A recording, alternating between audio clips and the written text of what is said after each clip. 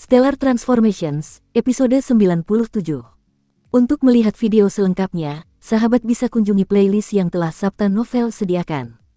Yuk mari, kita berimajinasi bersama dan masuk ke alur ceritanya.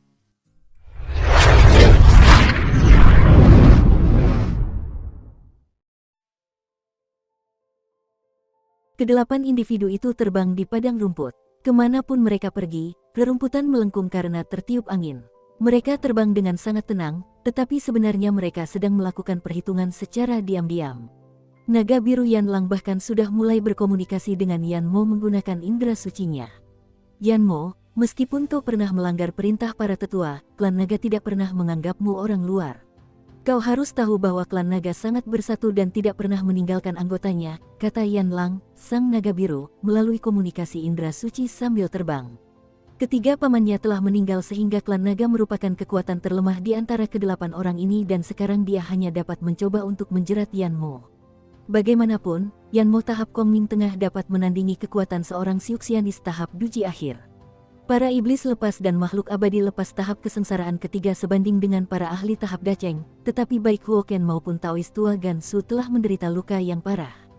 Meskipun kondisi Huoken tidak buruk, pendeta Tao Tua Gansu berada dalam kondisi yang serius sehingga dia hanya akan sedikit lebih kuat dari Yanmo jika mereka benar-benar bertarung satu sama lain. Apa maksudmu dengan berkata begitu, Yanlang? Yanmo berkata dengan dingin menggunakan akal sehatnya. Yanmo, kau tahu klan naga itu kuat. Kau juga tahu klan naga selalu melindungi anggotanya meskipun mereka bersalah. Jika ada anggota klan yang diganggu, seluruh klan akan membalas dendam. Saat itu kau masih muda, jadi kau melanggar perintah para tetua, tetapi nyatanya mereka masih menganggapmu anggota klan naga. Yanlang membujuk. Yanmo terdiam. Para tetua tidak peduli padamu selama bertahun-tahun, tapi, meskipun kau tinggal di alam liar, tahukah kau mengapa alam liar luar membiarkanmu menjadi bosnya dan mengapa binatang-binatang iblis dari alam liar dalam tidak membunuhmu? Tanya Yanlang. Para ahli itu tidak berani membunuh begitu saja naga yang telah meninggalkan klan naga sekalipun, karena klan naga terlalu protektif terhadap naga. Yanmo sendiri juga tahu itu. Di satu sisi, fakta bahwa ia mampu membuat gebrakan di wilderness berkaitan dengan kekuatannya. Di sisi lain, ia mau tidak mau mengakui bahwa identitasnya sebagai anggota klan naga sangat berguna meskipun ia bisa melupakannya. Klan naga. Binatang iblis terbagi menjadi 3 kategori utama, binatang lari, binatang bersisik, dan binatang terbang. Klan naga hampir identik dengan binatang bersisik. Meskipun ada beberapa klan yang relatif tangguh di antara binatang bersisik, semua binatang bersisik lainnya jika digabungkan masih lebih lemah daripada klan naga. Selain itu, klan naga bersatu dalam urusan eksternal. Apa yang kau inginkan dariku? Tanya Yanmo lembut. Dengan pengalaman bertahun-tahun hidup di alam liar, Yanmo kini telah menjadi berbeda dari Yanmo di masa lalu. Sekarang, sebagai seorang penguasa, ia tidak boleh sesombong dulu. Lagi pula, sesuatu yang terlalu keras cenderung rapuh. Yanlang senang dan langsung berkata, Yanmo, kali ini ketiga pamanku sudah meninggal, tapi kau juga tahu, rumah abadi ini milik Kaisar Abadi Niyang. Bahkan para tetua klan kita akan mengincar harta karun yang konon 10 kali lebih berharga daripada rumah abadi King Yu. Jika kita merebut harta karun itu dan menyerahkannya kepada klan, status kita berdua pasti akan meningkat pesat. Dan para tetua pasti tidak akan keberatan jika kau melanggar perintah mereka saat masih muda. Yanlang, kau ingin aku membantu orang-orang tua itu?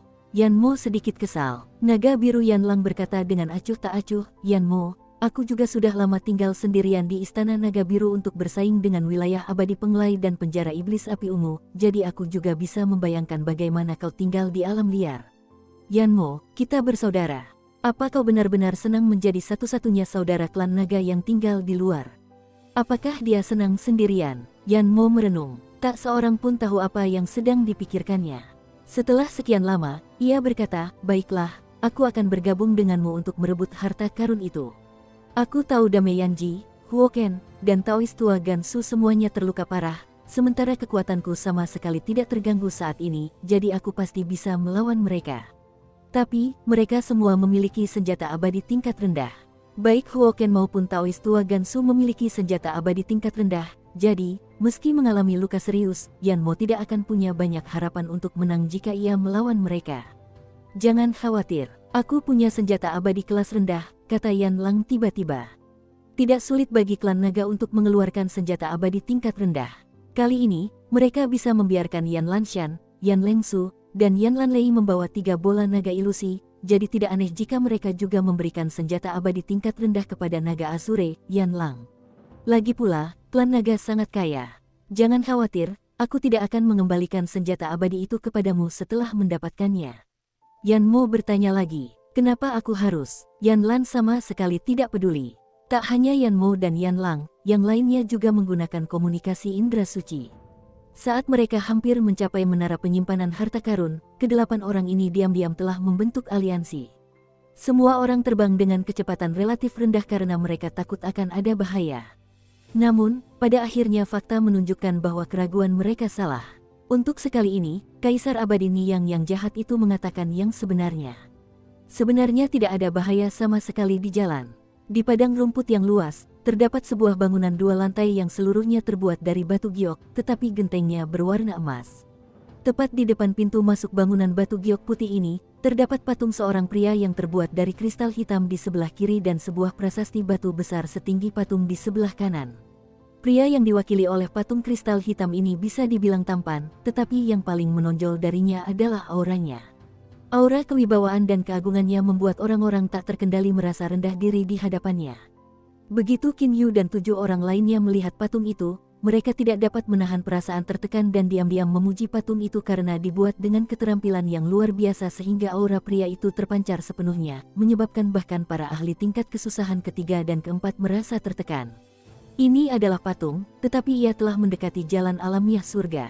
Secara kebetulan, semua orang segera mengalihkan pandangan mereka ke prasasti batu dari patung itu. Sekilas, mereka dapat mengetahui bahwa kata-kata yang familiar itu ditinggalkan oleh Kaisar Abadi Niyang. Jangan biarkan imajinasi kalian liar, anak-anak muda. Prasasti batu ini bukan prasasti penjaga rumah besar. Ingatlah untuk masuk melalui pintu masuk utama. Ada harta abadi yang menunggu kalian di lantai pertama. Setelah itu, ikuti lorong lantai pertama untuk naik ke lantai 2. Ada juga harta abadi yang tersisa untuk kalian di lantai 2. Harta abadi apa yang akan kalian dapatkan sepenuhnya bergantung pada keberuntungan kalian. Melihat kata-kata pada prasasti batu itu, hati semua orang gembira. Tampaknya ada cukup banyak harta karun di sini karena bukan hanya lantai 1 saja yang memiliki harta karun, tetapi lantai 2 juga demikian. Beberapa dari mereka ingin segera menyerbu masuk ke gedung giok putih ini, tetapi untungnya tidak ada yang bodoh di sini. Mereka semua tahu bahwa orang pertama yang bertindak kemungkinan besar akan dikepung dan diserang oleh yang lain. Semuanya, saudara Yida telah membuat perjanjian di luar rumah abadi 9 pedang, tetapi sekarang lebih dari separuh peserta awal telah meninggal, jadi wajar saja jika perjanjian itu sulit ditepati. Oleh karena itu, saya mengusulkan kita harus menegosiasikan kembali dengan hati-hati masalah pembagian ini, kata Yan Lang dengan suara lantang dan jelas. Yan Mo berdiri di samping Yan Lang, memegang tombak panjang berwarna biru tua. Tepat setelah tiba di gedung giok putih ini, ia menerima senjata abadi tingkat rendah ini dari Yan Lang dan mempersonalisasikannya dengan darah. Distribusi, karena apa? Tanya Damai Yanji dengan dengusan dingin. Naga biru kecil, ketiga seniormu sudah mati. Mungkinkah klan nagamu masih ingin memperebutkan harta karun itu dengan sia-sia? Meskipun dia terluka parah, tidak ada seorang pun yang mampu menandinginya dalam pertarungan 1 lawan 1. Yan Lang berkata sambil tersenyum, ketiga pamanku sudah meninggal, tapi di rumah abadi King Yu aku sudah menggunakan metode rahasia klan naga untuk mengirim pesan kepada para tetua klan kita. Jika kalian mengandalkan kekuatan untuk merebut harta abadi, bahkan jika kalian bisa keluar dari rumah abadi 9 pedang, kalian tidak akan bisa membawa mereka pergi.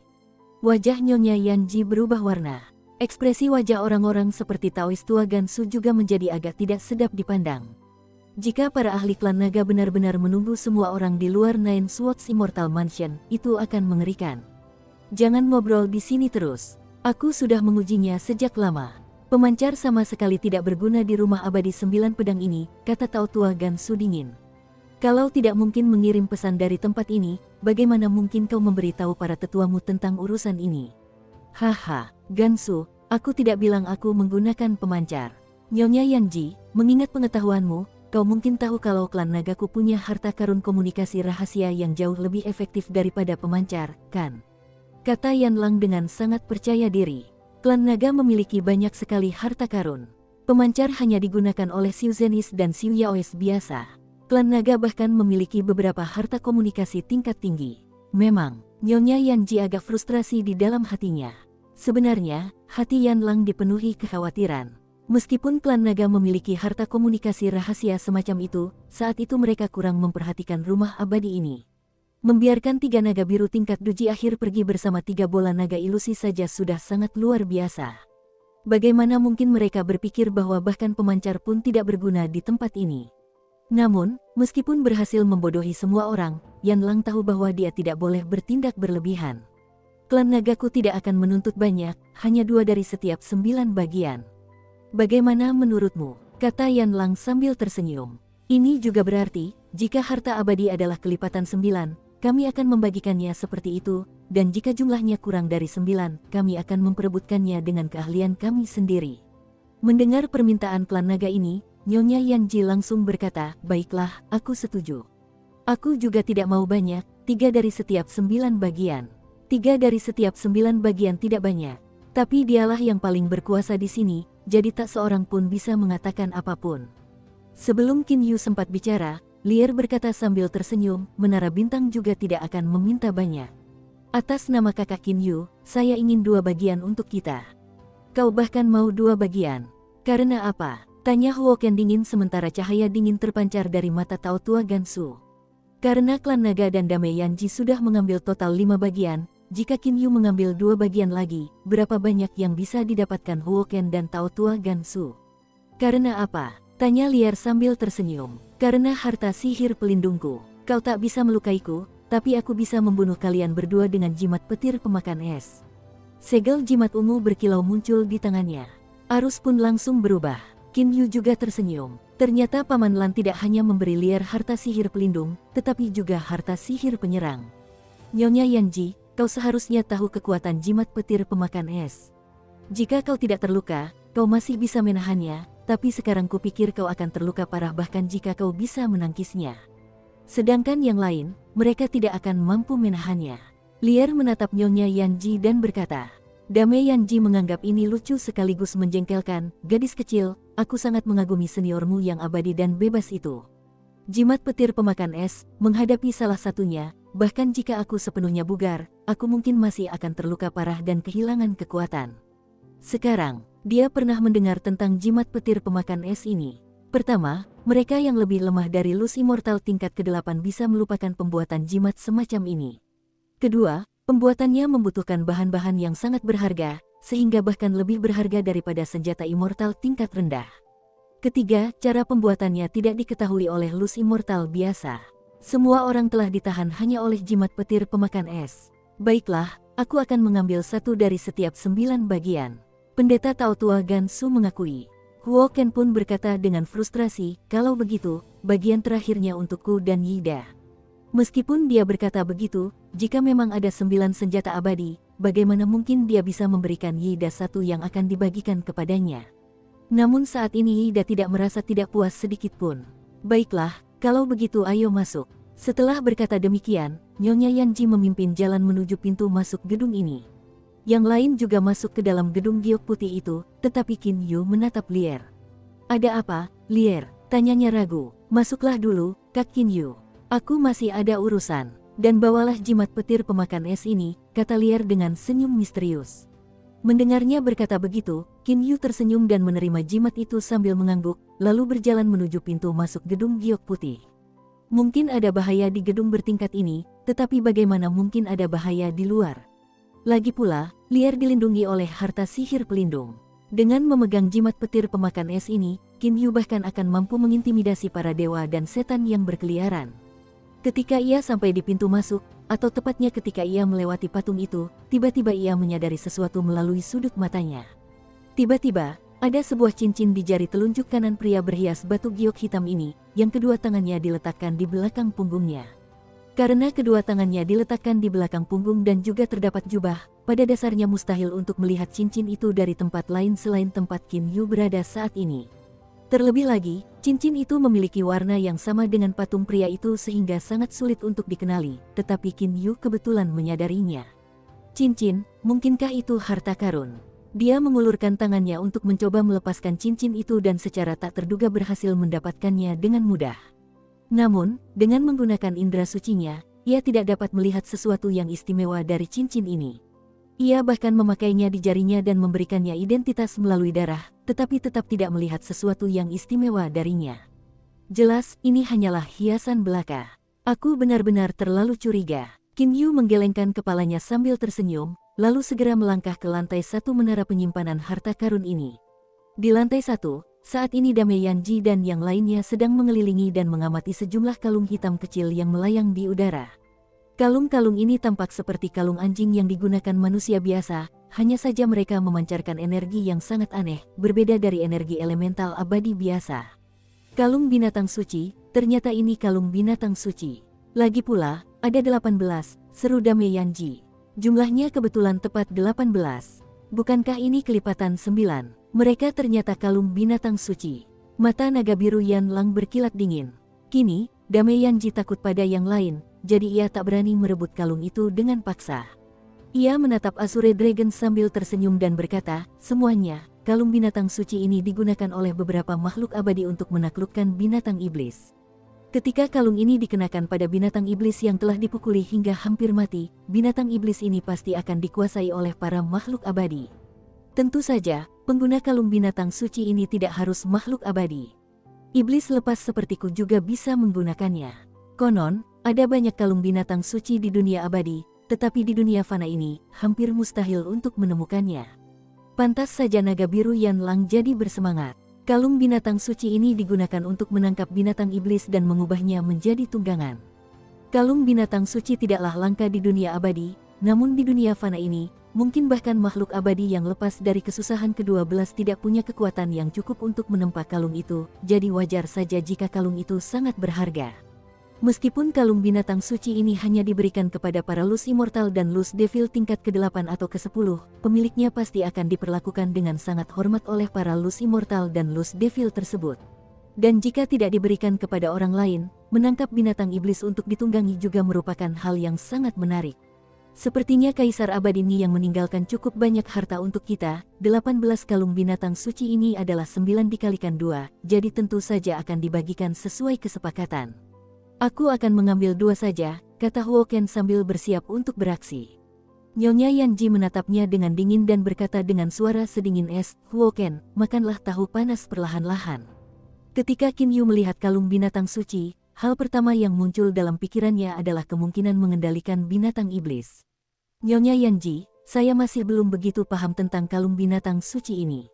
Bagaimana mereka bisa mengendalikan binatang iblis sepenuhnya? Tanyanya sopan. Melihat bahwa itu adalah Qin Yu dan mengetahui bahwa makhluk abadi bebas di balik menara bintangnya luar biasa kuat, Dame Yanji langsung berkata sambil tersenyum, metode penempaan kalung binatang suci ini sangat istimewa. Sepertinya kalung ini dapat terhubung dengan jiwa. Jika kau menahan binatang iblis dengan salah satunya, ia pasti tidak akan bisa mengkhianatimu. Qin Yu gembira dalam hatinya. Ia khawatir tentang apa yang akan terjadi pada kerabatnya jika suatu hari ia mencapai kenaikan atau meninggal. Kini masalah itu dapat diatasi dengan kalung binatang suci ini. Dukung terus channel YouTube Sabta Novel. Dengan memiliki kalung binatang suci, dia dapat berusaha sekuat tenaga untuk menangkap binatang iblis yang tangguh dan memerintahkannya untuk melindungi kerabatnya. Nyonya Yanji, mari kita bagikan kalung binatang suci ini sekarang. Mata Taois tua Gansu agak menyala-nyala. Begitu melihat kalung binatang suci itu, hatinya langsung gembira. Dia hanyalah seorang Lus Immortal tingkat ketiga, sedangkan kalung binatang suci ini adalah harta karun yang bahkan sangat diinginkan oleh Lus Immortal tingkat ke-12. Nyonya Yanji menatap semua orang dan langsung berkata, kalau begitu, kita akan membagikannya sesuai kesepakatan. Aku akan mengambil 3 bagian dari 9, yaitu 6 kalung binatang suci. Qin Yu akan mendapatkan 2 bagian, yaitu 4. Klan Naga juga akan mendapatkan 4. Gansu akan mendapatkan 2, sementara Huo Ken dan Yida akan berbagi 2. Benar, kan? Semua orang mengangguk. Nyonya Yanji langsung melambaikan tangannya dan mengambil 18 kalung binatang suci tersebut. Setelah itu, ia menatap Qin Yu dan berkata sambil tersenyum, ini adalah 4 kalung binatang suci menara bintangmu.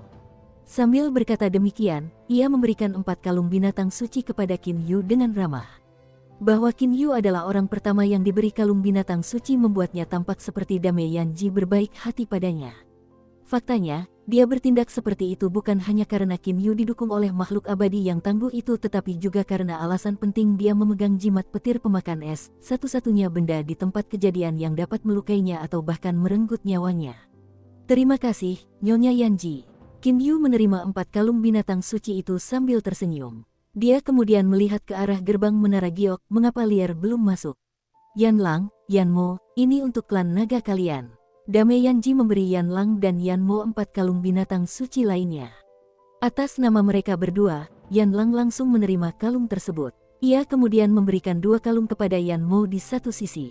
Namun Yan Mo hanya mengambil 1, Yan Lang, kalung binatang suci ini sudah cukup bagiku. Huoken, ini untukmu dan Yida. Nyonya Yanji mengeluarkan 2 kalung binatang suci dan memberikan masing-masing 1 kalung kepada Huoken dan Yida. Yida, apa yang kau inginkan dari kalung binatang suci itu? Huoken tiba-tiba meraih kedua kalung binatang suci itu dengan satu tangan. Yida sedang mengulurkan tangannya sehingga ia terlihat agak canggung untuk beberapa saat. Meskipun Yida bergantung pada Huoken, maksud Huoken sangat jelas, yaitu, kedua kalung binatang suci itu tidak akan diberikan kepada Yida. Yida menarik tangannya dan berkata sambil tersenyum, seolah tanpa amarah, senior Huoken itu iblis liar. Karena aku masih lemah, kalung binatang suci ini tidak terlalu berguna bagiku. Seharusnya kalung ini diberikan kepadamu agar kau bisa menggunakannya dengan baik. Baru sekarang tampak secercah kepuasan di wajah Huoken. Setelah 2 kalung binatang suci lainnya diberikan kepada Taois tua Gansu, 18 kalung binatang suci ini telah didistribusikan secara lengkap. Aku ingat saat itu Kaisar Abadini yang berkata bahwa ada harta karun unik di menara penyimpanan harta karun yang 10 kali lebih berharga daripada rumah abadi King Yu. Kalung binatang suci ini memang berharga, tetapi nilainya bahkan lebih rendah daripada rumah abadi King Yu, apalagi 10 kali lebih berharga. Mungkinkah harta karun itu ada di lantai 2? Tanya Yida sambil berpikir. Wajah orang lain yang hadir semuanya berubah warna. Ketika membagikan kalung binatang suci, mereka semua bersikap ramah dan tidak terlalu mempedulikan kalung tersebut karena mereka ingat bahwa Kaisar Abadini yang pernah berkata akan ada harta karun yang nilainya 10 kali lipat lebih besar dari rumah abadi King Yu. Sekarang setelah Yida mengatakannya, suasana di tempat kejadian menjadi tegang. Karena kita sudah membagikan kalung binatang suci di lantai 1, ayo naik ke lantai 2. Pintu masuk ke lantai 2 ada di sana. Dame Yanji berjalan sambil tersenyum menuju tangga itu tanpa peduli apakah yang lain akan mengikutinya dan menjadi yang pertama naik ke atas. Taois tua Gansu, Huoken dan para ahli lainnya segera bersaing satu sama lain dalam mencoba mengejarnya. Kalung binatang suci itu jauh lebih rendah daripada rumah abadi King Yu, apalagi dibandingkan dengan harta karun yang 10 kali lebih berharga daripada rumah abadi King Yu. Siapa di antara para ahli ini yang tidak akan memeras otak memikirkan cara mendapatkan harta karun semacam itu? Lebih-lebih lagi, harta karun ini bersifat unik menurut apa yang dikatakan oleh Kaisar Abadi Niyang, jadi sudah sewajarnya harta karun ini tidak dapat dibagi-bagikan dan setiap orang harus mengandalkan keterampilannya sendiri untuk merebutnya. Bahan tangganya seperti marmer putih susu. Semua orang menaiki tangga. Hati Nyonya Yanji terguncang. Ia tiba-tiba melihat seseorang berdiri di aula luas lantai 2, tak lain adalah Lier. Nona Lier, bagaimana Anda bisa masuk ke lantai 2? Tadi saya di lantai 1 dan tidak melihat siapapun naik tangga ke lantai 2. Bagaimana Anda bisa masuk ke lantai 2? Saat ini, ia paling khawatir Lier lah yang mendapatkan harta karun itu. Sekarang Qin Yu dan yang lainnya juga telah maju berturut-turut. Melihat Dame Yanji menanyai Lier dengan wajah penuh niat membunuh, ia tak kuasa menahan amarah. Ia segera bergerak di depan Lier dan berteriak langsung kepada Dame Yanji, "Dame Yanji, apa yang kau lakukan?" Dengan amarah yang mendidih, dia menggenggam jimat petir pemakan es di tangannya. Nyonya Yanji juga sangat marah. Dia adalah yang terkuat di antara 8 orang itu, jadi dia bertekad untuk mendapatkan harta karun yang konon nilainya 10 kali lipat dari rumah abadi King Yu. Siapa sangka setibanya di lantai 2, dia akan menemukan Lier sudah masuk. Namun, ketika dia melihat jimat petir pemakan es, dia berusaha sekuat tenaga untuk mengendalikan amarahnya, sambil berkata, "Aku ingin bertanya bagaimana Lier bisa memasuki lantai 2. Nyonya Yanji, tadi saat kita berada di luar menara penyimpanan harta karun, alih-alih masuk ke lantai 1 sepertimu, aku langsung naik ke lantai 2, kata Lier dengan wajar. Bahkan Qin Yu pun terkejut. Ia menatap Lier dan berkata dengan ragu, "Lier, tadi tidak ada yang naik tangga. Lagi pula, prasasti batu Kaisar Abadini yang juga memberitahu kita untuk memasuki lantai 2 melalui lorong lantai 1. Bagaimana kau bisa masuk? Saya langsung terbang, kata Lier jujur. Mustahil, aku sudah mengamati dengan saksama sebelumnya. Ada mantra pembatas di sekitar menara penyimpanan harta karun ini, bagaimana mungkin kau bisa masuk sesuka hati? Hanya aman untuk masuk melalui lorong-lorong peninggalan Kaisar Abadi Niyang. Pendeta Tao Tua Gansu kini juga berkata dengan marah. Kalian semua percaya sepenuhnya pada perkataan Kaisar Abadi Niyang. Lier menatap yang lain seolah-olah melihat orang bodoh. Mereka terdiam, seakan-akan tersedak makanan. Sialan, kita dipermainkan lagi oleh Kaisar Abadi Niyang. Naga biru Yanlang menggelengkan kepalanya sambil tersenyum dan berkata sambil mendesah. Hati yang lain juga dipenuhi kebencian terhadap Kaisar Abadi Niyang ini. Dia menyuruh mereka memasuki lantai 2 melalui lorong di lantai 1, tetapi apakah mereka benar-benar harus melakukannya? Mereka merasa ada mantra pembatas yang dipasang di sekitar menara penyimpanan harta karun ini sehingga mereka tidak berani masuk sembarangan, tetapi Lier langsung terbang ke lantai 2. Nona Lier, apakah ada harta karun di lantai 2 ini? Apakah Anda menemukan sesuatu? Nyonya Yanji melirik ke lantai 2 lalu bertanya pada Lier. Ketika semua orang berada di lantai 1, 18 kalung binatang suci itu muncul di hadapan mereka. Sekarang di lantai 2, meskipun Dame Yanji baru melihat sekilas lantai ini, dengan kekuatannya, ia pasti bisa menemukan harta abadi itu jika tidak disembunyikan dengan baik. Nyonya Yanji, Qin Yu berkata untuk menjawab menggantikan Lier sambil menatap Yanji, apakah Lierku mendapatkan sesuatu itu urusanmu? Harta karun yang disebutkan oleh Kaisar Abadi Niyang itu unik sehingga tidak perlu dibagikan sama sekali. Siapapun yang mendapatkannya, akan mendapatkannya. Bahkan jika Lier mendapatkannya, mengapa dia harus memberitahumu? Anda, Dame Yanji murka. Namun dia dengan paksa menelan amarahnya saat melihat jimat petir pemakan es yang dipegang Qin Yu. Dame Yanji bukan satu-satunya yang tergila-gila dengan harta karun itu. Para ahli lain di lantai 2 saat ini juga tergila-gila padanya. Sekarang mereka juga ingin tahu apakah Lier sudah mendapatkan harta abadi itu. Semuanya, aku bersumpah demi surga bahwa jika aku mendapatkan harta abadi yang unik itu, aku akan disambar petir. Lier, kamu Qin Yu tidak dapat menahan rasa takutnya saat melihat Lier tiba-tiba mengucapkan sumpah yang begitu jujur. Dia mengedipkan mata padanya dan berkata sambil tertawa, bilang saja tidak apa-apa karena aku belum menemukannya. Meskipun aku yang pertama memasuki lantai 2, aku benar-benar belum menemukan harta abadi itu. Sepertinya tersembunyi dengan sangat baik. 6 orang lainnya menghela napas lega. Mereka tidak peduli lagi untuk berbicara dengan Lier dan segera mulai mencari di lantai 2 dengan hati-hati. Lantai 2 ini ditata layaknya ruang belajar yang relatif luas. Terdapat berbagai macam gambar yang tergantung di dinding, rak buku besar di salah satu dinding, dan meja tulis tepat di tengahnya yang berisi kuas tulis, batang tinta, kertas, dan batu tinta. Saya berani mengatakan bahwa Kaisar Abadi Niyang ini hidup di dunia fana untuk beberapa waktu. Qin Yu berkata setelah mendapatkan dan memperhatikan dengan saksama sebuah kuas tulis. Kuas tulis ini terlihat seperti jenis kuas tulis yang unik pada masa Qin Shi Huang masih hidup, tetapi Qin Yu merasa kuas ini sangat berat saat memegangnya. Tepat ketika ia ingin melanjutkan berbicara, seberkas sinar pedang samar tiba-tiba keluar dari kuas tulis, menembus langsung ke lengan Yida, lalu menembusnya dengan mudah. Siapa yang diam-diam menyerang? Yida, yang sedang mencari dengan saksama, melihat Qin Yu menatap kuas tulis itu dengan wajah penuh keheranan. Saat ini, kuas tulis itu masih menyerap dan memancarkan berbagai aliran energi pedang. Mata Yida langsung menyala, seluruh tubuhnya melesat menuju kuas tulis di atas meja bagaikan seberkas cahaya. Lantai 2 tidak terlalu luas, jadi wajar saja jika para ahli lain menyadari adanya semburan energi pedang yang membuat mereka waspada. Namun, hanya sedikit yang bereaksi secepat Yida. Yanlang adalah salah satunya, begitu pula Dame Yanji. Bang! Vas berisi kuas tulis meledak karena beberapa ahli berebut.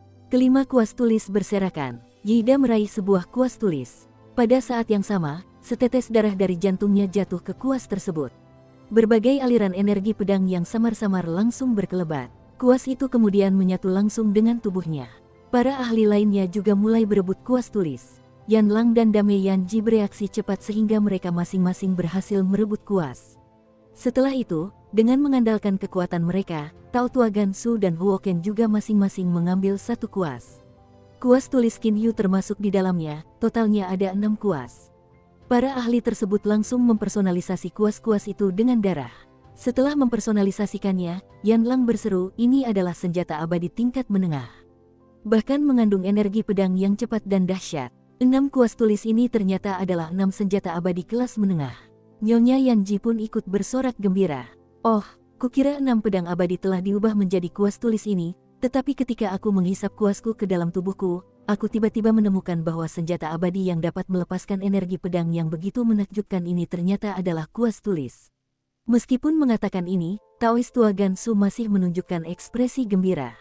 Di antara para makhluk abadi lepas dari tingkat kesusahan ke-8 hingga ke-10 di Samudra Astral yang kacau, sangat sedikit yang memiliki senjata abadi tingkat menengah.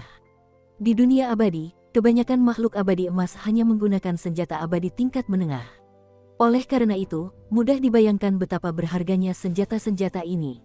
Bahkan Yida juga mengira bahwa kuas tulis itu adalah pedang abadi ketika lengannya ditembus oleh energi pedang di awal. Baru setelah ia menghisap kuasnya ke dalam tubuhnya, ia menyadari bahwa senjata abadi ini sebenarnya adalah kuas tulis. Namun, dalam hal kekuatan serangan, senjata ini bahkan lebih unggul daripada pedang abadi kelas menengah biasa.